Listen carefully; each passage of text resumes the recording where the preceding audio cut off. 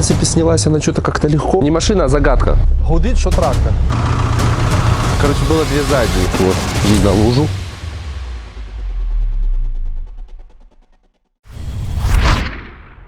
Видите, я уже переоделся, перегнал машины, девятку убрал. Он туда поставил девяточку, скинул клеммы с аккумулятора, подогнал сюда, так сказать, десяточку. Сейчас покажу, что тут под капотом. Она, конечно, тоже работает не особо тихо. У нее, походу, распредвал гуляет туды-сюды. Но сейчас не об этом.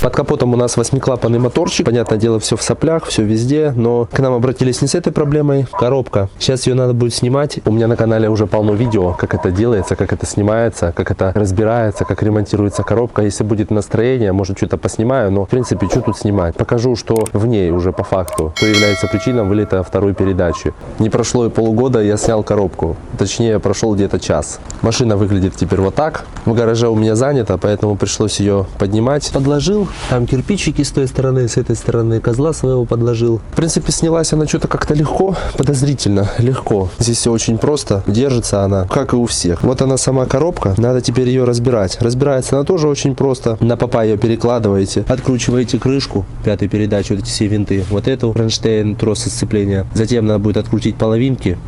И уже все, как бы, вот и вся коробка. Валы тоже разбираются легко. В интернете куча информации, как это делается, поэтому я это снимать не буду. У меня на канале есть видео, как ремонтируются коробки. Просто разберу, покажу, в чем причина именно в этой коробке, почему вылетает вторая передача. Ну и вам покажу, конечно же. Сейчас маленько, наверное, перекурю, отдохну, а может сразу разберу. Наверное, разберу, а потом уже буду звонить. И заодно пока туда-сюда будут мотаться за запчастями, отдохну. Будем разбирать.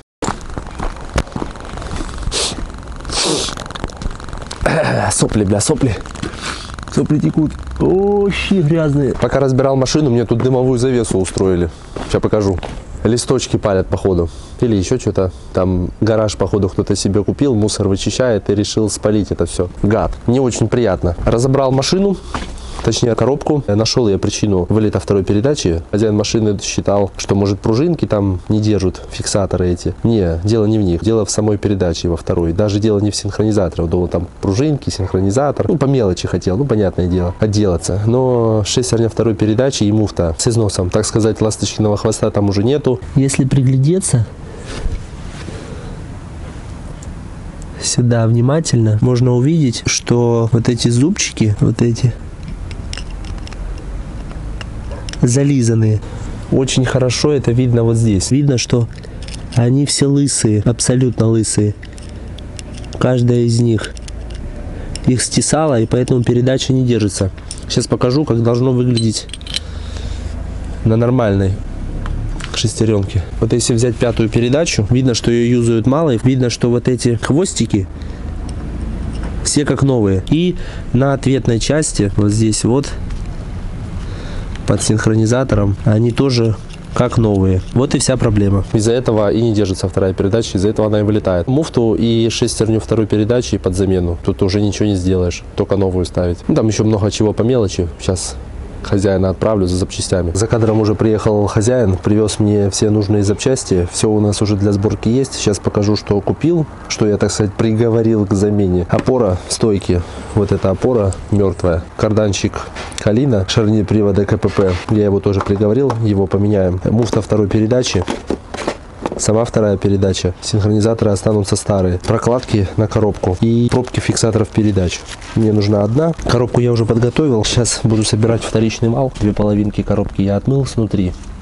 Это первая. Вот она вторая. Видно, что она чистая тут и чистая вот тут. В принципе, сейчас все просто. Собираем все в обратной последовательности разборки. На улице уже темнеет, не буду я задерживаться. Сейчас быстренько все закину в коробку, соберу коробку, чтобы она уже, так сказать, склеивалась. Посажу прокладки на герметик, потому что привалочные плоскости не очень ровные, чтобы, так сказать, уже и туда не лезть. А, еще забыл отмыть крышку пятой передачи. Вот только что на нее посмотрел, но это не проблема, это сейчас быстренько. Может быть, даже сегодня поставим коробку, чтобы завтра днем сделать тест-драйв. Это же самое вкусное, тест-драйв.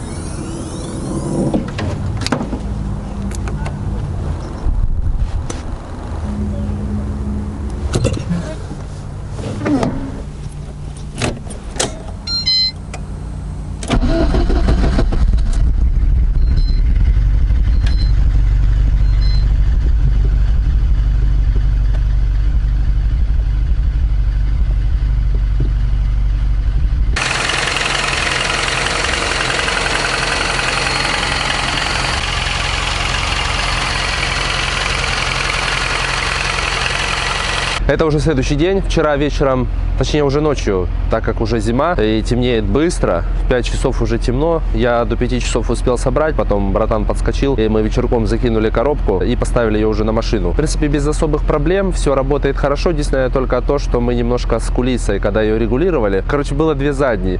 Там коробка другая, понятное дело. Если в 8-й коробке там стоит пружинка, вот вы на нейтралке водите и как бы к себе первое, а если еще сильнее на себя возьмете, будет упор через пружинку, и вы выжимаете его и вперед, это задняя, то здесь нужно, получается, в упор на себя утопить и еще на себя и вперед, и это будет задняя. То есть на десятке немного другое отличие, у нее фиксатор находится в салоне. Вчера немножко неправильно там поставили и что-то не поняли, но потом все переставили, все заработало, слышали, как работает машина, но это не наши проблемы, наша проблема была в коробке, она решена. Все, передачи не выбивает, сейчас она чуть прогреется, а катнем, ладно, чтобы она не заглохла, а то там, сейчас покажу почему.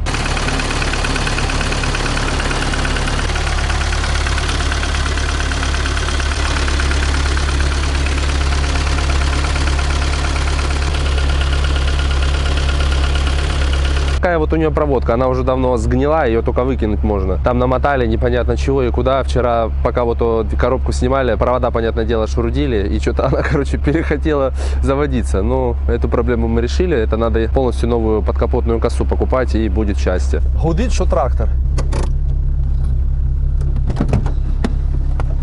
Что-то, блядь, за приколы.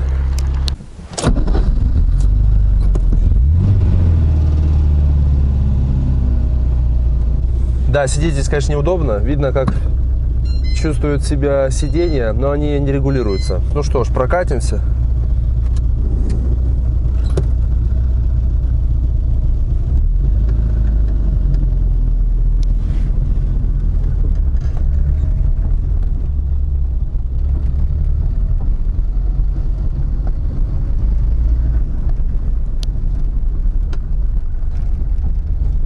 Вторая.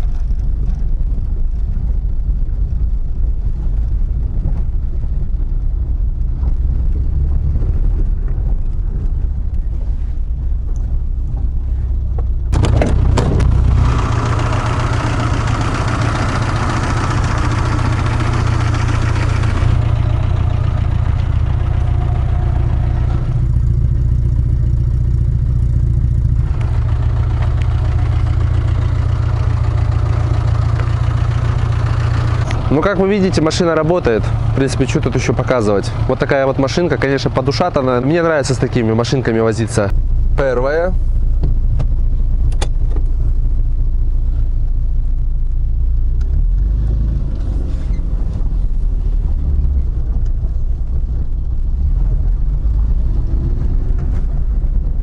Вторая.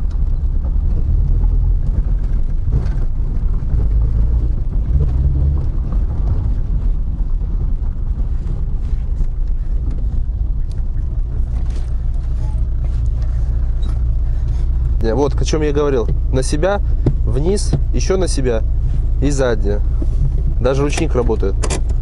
Машинка работает, с машинкой все хорошо. Миссия выполнена, так сказать. То, что нужно было, я сделал. Что еще сказать здесь? Подписывайтесь на канал, оценивайте, комментируйте и не держите в секрете от друзей. Не машина, а загадка. Пока ходил, трындел вот это с вами, заметил, что не работает вентилятор охлаждения. Все, разобрался. Там было, ну, с проводами, вы же видели, в каком они состоянии. Что-то было наколхожено. Предохранитель сгоревший, который отвечает за электровентилятор системы охлаждения. Пробки на расширительном бачке поменять, потому что они уже со временем вышли, да и бачок там в таком состоянии, там вообще все в таком состоянии, что это просто выкинуть уже давно пора.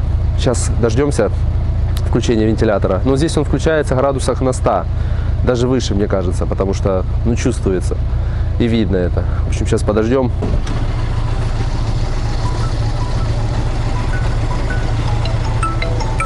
Ну вот о чем я и говорил. Не успел сработать вентилятор охлаждения, жидкость вытекла. Вот, видно лужу. Видно, что с бачка похерачило, с этой гребаной пробки стало подкипать, потому что он не держит давления. Вентилятор почти включился. То есть он только включился, еще владелец позвонил, жидкость похерачила с этого долбаного бачка. Хорошо, что сразу эта фиаско случилась с расширительным бачком. Не хочется отдать машину, а потом, чтобы вот такое вот случилось. Сейчас бачок поменяем, жидкость зальем, вентилятор работает, помпа работает, система охлаждения работает. Вот слабое звено. Не зря он потел. Его дуло из-за того, что вентилятор не работал. Ну и все, он прочность потерял и накрылся.